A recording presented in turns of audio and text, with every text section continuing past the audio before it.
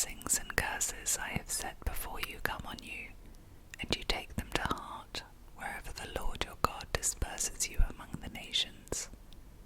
And when you and your children return to the Lord your God, and obey him with all your heart and with all your soul according to everything I command you today, then the Lord your God will restore your fortunes, and have compassion on you, and gather you again from all the nations where he scattered you. Even if you have been banished to the most distant land under the heavens, from there the Lord your God will gather you and bring you back. He will bring you to the land that belonged to your ancestors, and you will take possession of it. He will make you more prosperous and numerous than your ancestors. The Lord your God will circumcise your hearts and the hearts of your descendants, so that you may love him with all your heart and with all your soul, and live. The Lord your God will put all these curses on your enemies who hate and persecute you. You will again obey the Lord and follow all his commands I am giving you today. Then the Lord your God will make you the most prosperous in all the work of your hands, and in the fruit of your womb, the young of your livestock, and the crops of your land. The Lord will again delight in you and make you prosperous, just as he delighted in your ancestors. If you obey the Lord your God and keep his commands and decrees that are written in this book of the law, and turn to the Lord your God with all your heart and with all your soul. Now what I am commanding you today is not too difficult for you or beyond your reach. It is not up in heaven, so that you have to ask, who will ascend into heaven to get it and proclaim it to us, so we may obey it? Nor is it beyond the sea, so that you have to ask, who will cross the sea to get it and proclaim it to us, so we may obey it? No, the word is very near you. It is in your mouth and in your heart, so you may obey it. See, I set before you today life and prosperity, death and destruction. For I command you today to love the Lord your God, to walk in obedience to him, and to keep his commands, decrees and laws. Then you will live and increase, and the Lord your God will bless you in the land you are entering to possess. But if your heart turns away and you are not obedient, and if you are drawn away to bow down to other gods and worship them, I declare to you this day that you will certainly be destroyed. You will not live long in the land you are crossing the Jordan to enter and possess. This day I call the heavens and the earth as witnesses against you, that I have set before you life and death, blessings and curses. Now choose life, so that you and your children may live, and that you may love the Lord your God, listen to his voice, and hold fast to him. For the Lord is your life, and he will give you many years in the land he swore to give to your fathers, Abraham, Isaac, and Jacob.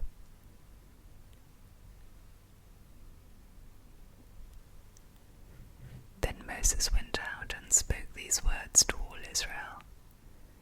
I am now 120 years old, and I am no longer able to lead you.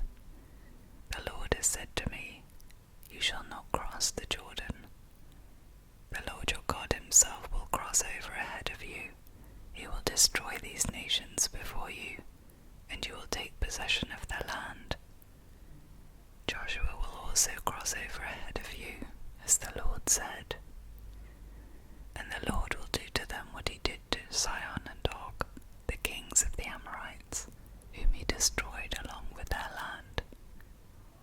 The Lord will deliver them to you, and you must do to them all that I have commanded you. Be strong and courageous. Do not be afraid or terrified because of them, for the Lord your God goes with you. He will never leave you nor forsake you. Moses summoned Joshua and said to him in the presence of all Israel, "Be strong and courageous, for you must go with this people into the land that the Lord swore to their ancestors to give them, and you must divide it among them as their inheritance. The Lord himself goes before you and will be with you. He will never leave you nor forsake you. Do not be afraid.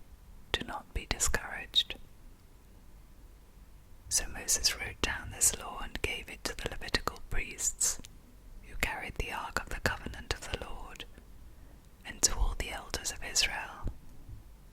Then Moses commanded them, at the end of every 7 years, in the year for cancelling debts, during the festival of tabernacles, when all Israel comes to appear before the Lord your God, at the place he will choose, you shall read this law before them in their hearing.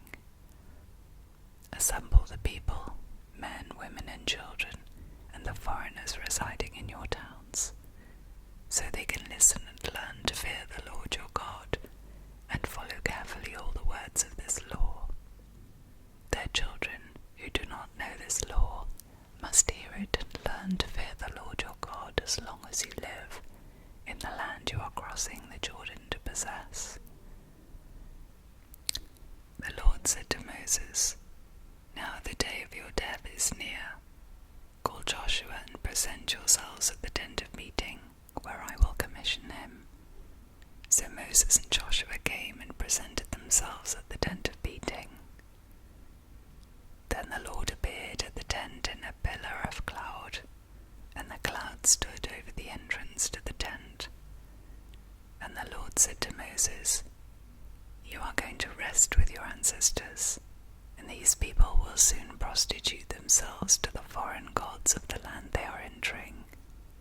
They will forsake me and break the covenant I made with them. And in that day I will become angry with them and forsake them. I will hide my face from them, and they will be destroyed. Many disasters and calamities will come on them, and in that day they will ask, 'Have not these disasters come on us because our God is not with us?' And I will certainly hide my face in that day, because of all their wickedness in turning to other gods." Now write down this song and teach it to the Israelites and have them sing it, so that it may be a witness for me against them. When I have brought them into the land flowing with milk and honey, the land I promised on oath to their ancestors, and when they eat their fill and thrive, they will turn to other gods and worship them, rejecting me and breaking my covenant. And when many disasters and calamities come on them, this song will testify against them, because it will not be forgotten by their descendants. I know what they are disposed to do, even before I bring them into the land I promised them on oath. So Moses wrote down this song that day and taught it to the Israelites. The Lord gave this command to Joshua son of Nun: "Be strong and courageous, for you will bring the Israelites into the land I promised them on oath, and I myself will be with you." After Moses finished writing in a book the words of this law from beginning to end, he gave this command to the Levites, who carried the ark of the covenant of the Lord: "Take this book of the law and place it beside the ark of the covenant of the Lord your God. There it will remain as a witness against you, for I know how rebellious and stiff-necked you are. If you have been rebellious against the Lord while I am still alive and with you, how much more will you rebel after I die? Assemble before me all the elders of your tribes and all your officials, so that I can speak these words in their hearing, and call the heavens and the earth to testify against them. For I know that after my death you are sure to become utterly corrupt, and to turn from the way I have commanded you. In days to come, disaster will fall on you, because you will do evil in the sight of the Lord, and arouse his anger by what this song from beginning to end in the hearing of the whole assembly of Israel. Listen, you heavens, and I will speak. Hear, you earth, the words of my mouth. Let my teaching fall like rain, and my words descend like dew, like showers on new grass, like abundant rain on tender plants. I will proclaim the name of the Lord. Oh, praise the greatness of our God. He is the rock, his works are perfect, and all his ways are just. A faithful God who does no wrong, upright and just is he. They are corrupt and not his children. To their shame they are a warped and crooked generation. Is this the way you repay the Lord, you foolish and unwise people? Is he not the Father, your Creator, who made you and formed you? Remember the days of old, consider the generations long past. Ask your father and he will tell you, your elders and they will explain to you. When the Most High gave the nations their inheritance, when he divided all mankind, he set up boundaries for the peoples according to the number of the sons of Israel.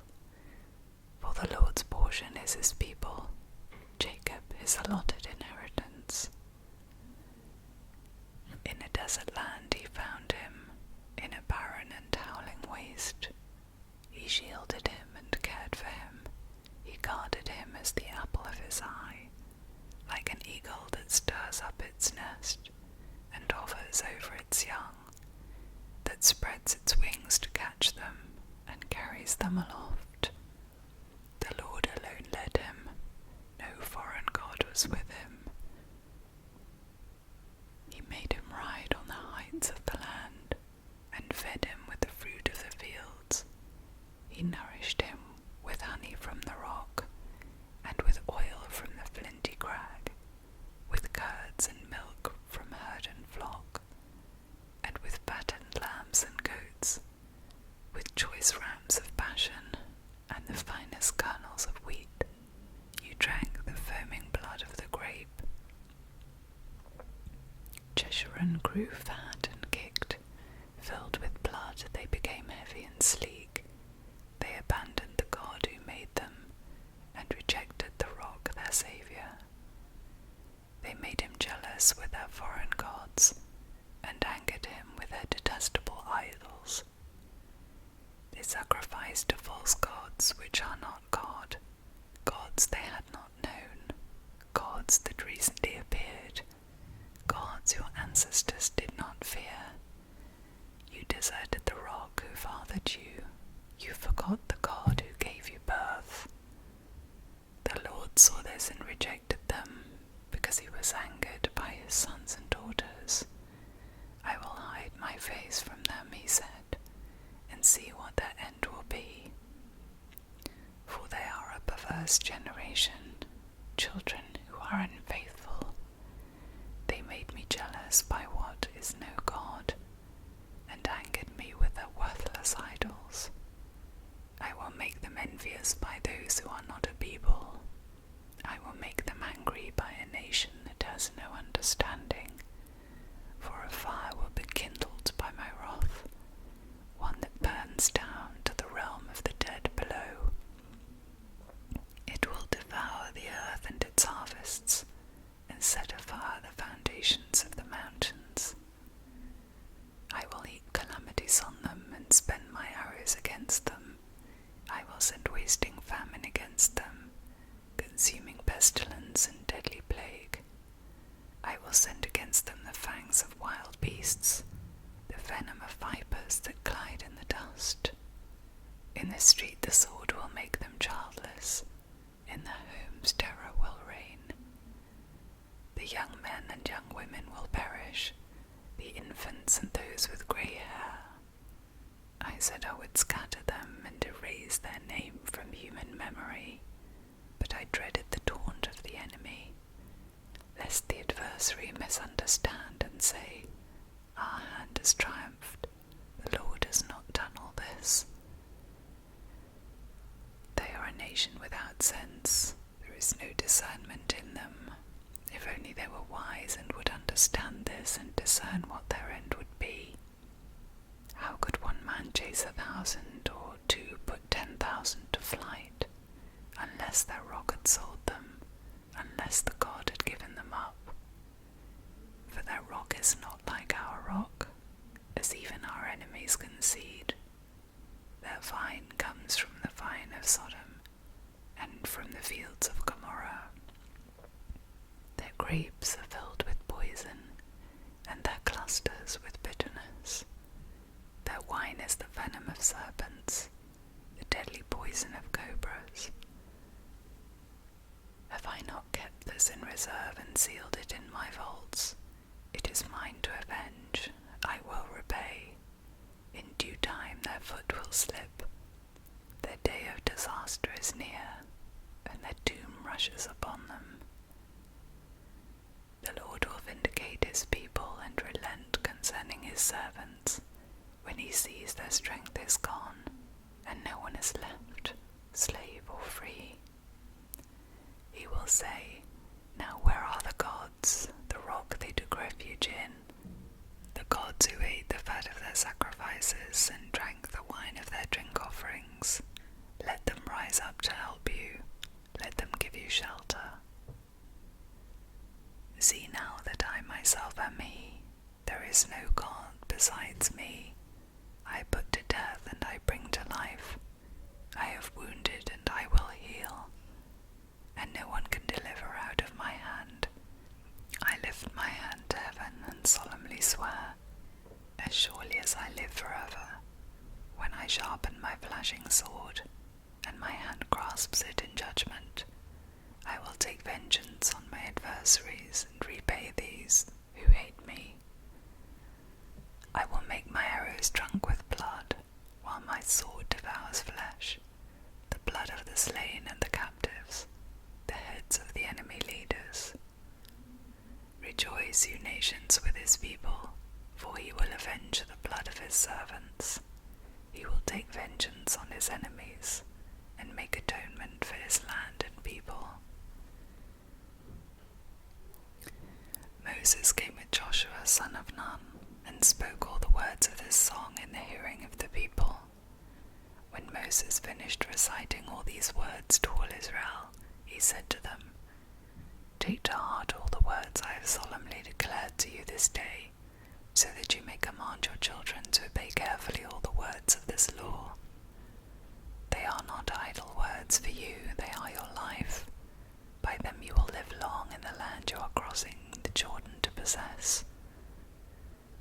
On that same day the Lord told Moses, "Go up into the Abarim range to Mount Nebo in Moab, across from Jericho, and view Canaan, the land I'm giving the Israelites as their own possession. There on the mountain that you have climbed, you will die and be gathered to your people, just as your brother Aaron died on Mount Hor and was gathered to his people. This is because both of you broke faith with me in the presence of the Israelites at the waters of Meribah Kadesh in the desert of Zin, and because you did not uphold my holiness among the Israelites. Therefore you will see the land only from a distance. You will not enter the land I am giving to the people of Israel." This is the blessing that Moses, the man of God, pronounced on the Israelites before his death. He said, "The Lord came from Sinai and dawned over them from Seir. He shone forth from Mount Paran. He came with myriads of holy ones from the south, from his mountain slopes. Surely it is you who love the people. All the holy ones are in your hand.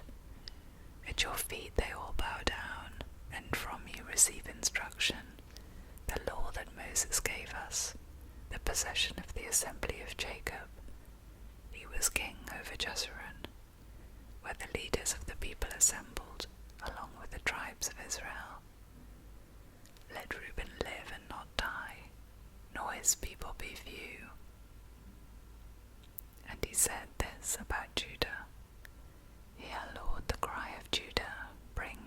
his people.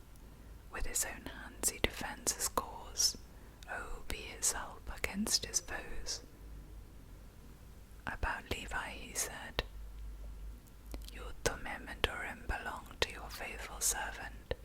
You tested him at Massah. You contended with him at the waters of Meribah. He said of his father and mother, I have no regard for them. He did not recognize his brothers or acknowledge his own children, but he watched over your word and guarded your covenant. He teaches your precepts to Jacob and your law to Israel. He offers incense before you and whole burnt offerings on your altar. Bless all his skills, Lord, and be pleased with the work of his hands. Strike down those who rise against him, his foes till they rise no more. About Benjamin he said, Let the beloved of the Lord rest secure in him, for he shields him all day long, and the one the Lord loves rests between his shoulders. About Joseph he said, May the Lord bless his land with the precious dew from heaven above, and with the deep waters that lie below, with the best the sun brings forth and the finest the moon can yield, with the choicest gifts of the ancient mountains and the fruitfulness of the everlasting hills, with the best gifts of the earth and its fullness, and the favour of him who dwelt in the burning bush. Let all these rest on the head of Joseph, on the brow of the prince among his brothers. In majesty he is like a firstborn bull. His horns are the horns of a wild ox. With him he will call the nations, even those at the ends of the earth. Such are the 10,000s of Ephraim, such are the thousands of Manasseh.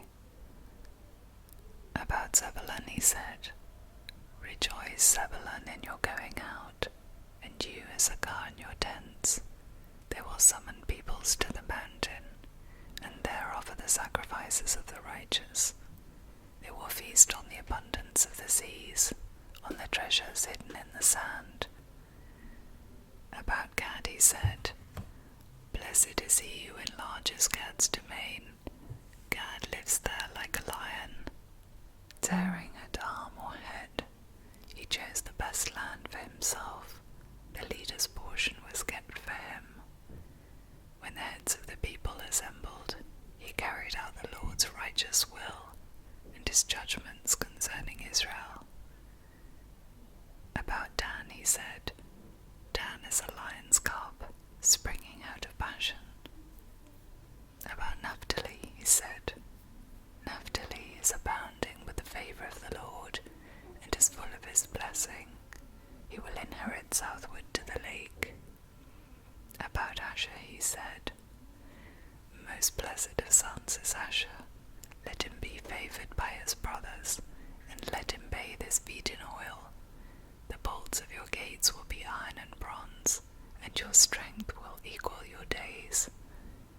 There is no one like the God of Jeshurun, who rides across the heavens to help you, and on the clouds in his majesty. The eternal God is your refuge, and underneath are the everlasting arms. He will drive out your enemies before you, saying, Destroy them. So Israel will live in safety. Jacob will dwell secure in a land of grain and new wine, where the heavens drop dew. Blessed are you, Israel, who is like you, a people saved by the Lord. He is your shield and helper, and your glorious sword. Your enemies will cower before you, and you will tread on their heights.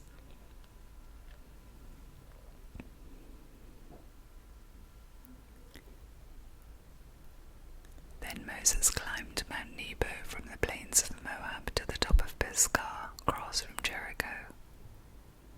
There the Lord showed him the whole land, from Gilead to Dan, all of Naphtali, the territory of Ephraim and Manasseh, all the land of Judah as far as the Mediterranean Sea, the Negev and the whole region from the valley of Jericho, the city of palms as far as Zoar.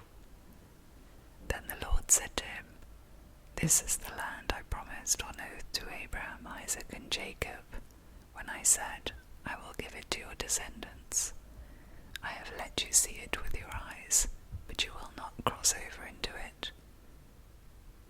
And Moses, the servant of the Lord, died there in Moab, as the Lord had said. He buried him in Moab, in the valley opposite Beth Peor. But to this day no one knows where his grave is.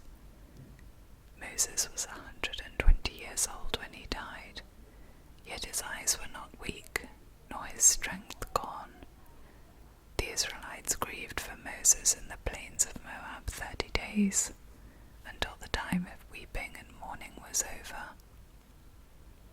Now Joshua son of Nun was filled with the spirit of wisdom, because Moses had laid his hands on him. So the Israelites listened to him and did what the Lord had commanded Moses.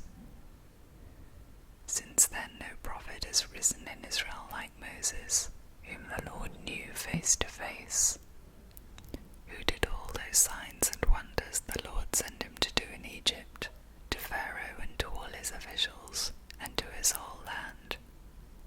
For no one has ever shown the mighty power or performed the awesome deeds that Moses did in the sight of all Israel.